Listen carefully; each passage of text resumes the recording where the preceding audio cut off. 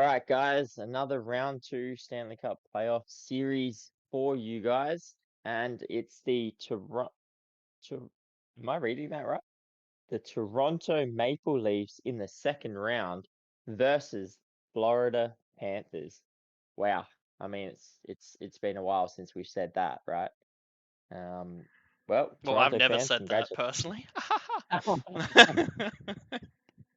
It's been a long time. Yeah. Jesus Christ. Toronto fans, congratulations. You're finally back in the second round. Um, I'm sure you've missed it. Some of you probably weren't even born the last time this happened. But yeah, I mean, what a series. Toronto Maple Leafs getting it done in six against Tampa. And then on the other end, it's Florida. Who expected Florida in this second round? I mean, last year, sure. This year, coming up against the absolute record-breaking Boston, yeah, that was one hell of a series win by Florida. Absolute comeback of the ages. 3-1. I feel like Toronto and Boston had sort of like a Freaky Friday situation where they switched bodies for a playoff series. Mm. Um, yeah, absolutely insane. But anyway, moving past that, to get us started with some stats, we've got Jaden. Alrighty. Toronto, 111 points, obviously finished second. Uh, and Florida in that wild card race at the end of the season there, finishing in the wild card 2 spot with 92 points. In the head to heads, Toronto obviously in front, winning 3, losing 1 in OT shootout. So they've got it over Florida in regards to the regular season. Obviously, Florida was a little bit of a different beast in the regular season till pretty much the last few weeks, and they've really changed their stride. So they're kind of a different team now. So it's hard to take that into account too much. In regards to the stats, uh, both pretty much got higher goals and assists and point scorers. Obviously, Matthews for goals, no surprise there. Mana for assists, no surprise there. Brandon Matur, no surprise for Florida in goals, and Kachuk having an amazing playoffs. Once again, no surprise. In regards to goalies, this is probably where these teams have been a little bit weak. Samsonov with a .894 save percentage, Lyon with a .902 save percentage. I believe they will be going with Bobrovsky though. Lyon winning, I think, only one game out of his 3, so it will be Bobrovsky most likely in that. And he has shown he can be a playoff player, but he's got to show that he's worth that contract really. In regards to goals for, against, and power plays, very high scoring teams, 3.4 and 3.6. 3.4 Toronto, 3.6 for Florida. Goals against, pretty much the same at 3.5. Power plays, both good power plays, 25% for Toronto, 22 for Florida. And penalty kill, pretty average penalty kill for Toronto in the playoffs so far, but pretty horrendous from Florida. Granted, it's against Boston, probably one of the best power plays in the league. So you take that 64% as a grain of salt. I have Leafs going in 6. Or I think Leafs have just been a bit stronger, though Florida, are, like I said, are a different beast in this playoffs and just before the end of the regular season. They are really not what they were starting mid season. And Nick's obviously gone 4-3. So yeah, I'll let you take it away, Nick. Yeah, I mean, I just it's a real tough one. I I'm Denard. I had this series in 7, and then I just sat there and was like, oh, is it Leafs? Is it Panthers? Is it Leafs? Is it Panthers? And I I went with the Panthers. I liked what they did in Boston. I like the comeback. I feel like they've just got a bit something about them. Um, and it's weird. You've also got Bob, who hasn't played it's too fantastically the entire time. Um, but in those last few games, he played extremely well, and was a big reason why they got the win. So Yeah, it was a tough one, and I'm still in and ahhing. I honestly I could see either team winning this one. But I settled on the Panthers. I just think it would be what a story to go from President's Trophy winners last year getting kicked out pretty quickly. I think they got knocked out in the second round to making the Eastern Conference Final the year later, where they realistically came from no man's land to make the playoffs. So a bit of a fairy tale sort of outcome I've sort of gone with there. But the big concern I've got for both these teams, they've both got a ridiculous amount of firepower, as you pointed out with the goals for, but the goals against, their defenses are really questionable. And it does come down a lot to that goaltending.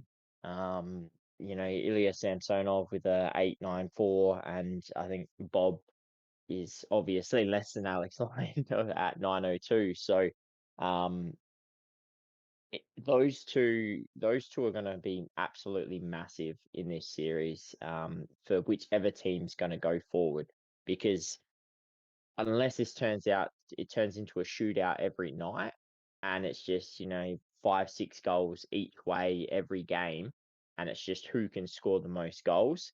I do believe that it's going to come down to which goaltender can can stand on his head, can be that better goaltender, because both these teams are going to get absolute A grade opportunities with the firepower they've got.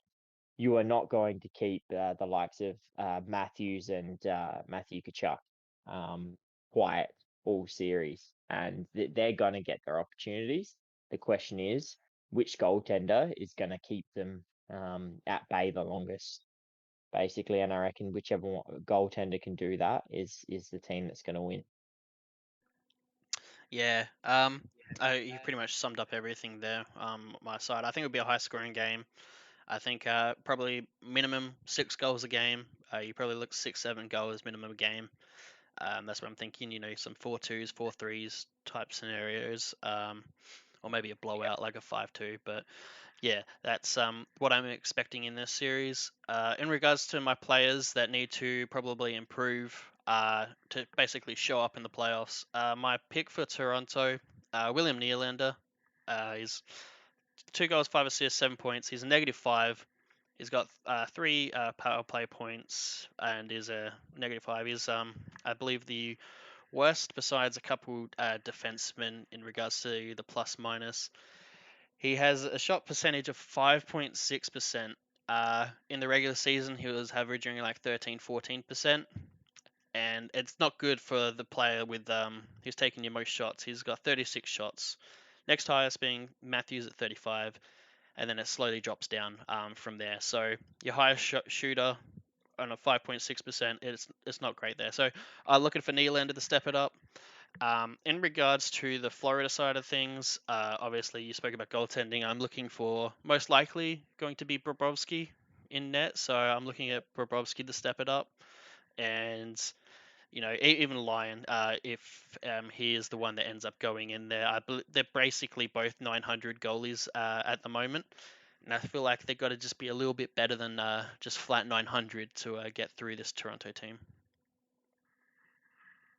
Yeah, 100%. Yeah, it's crazy because Bobrovsky's actually my player for Florida to step up as well.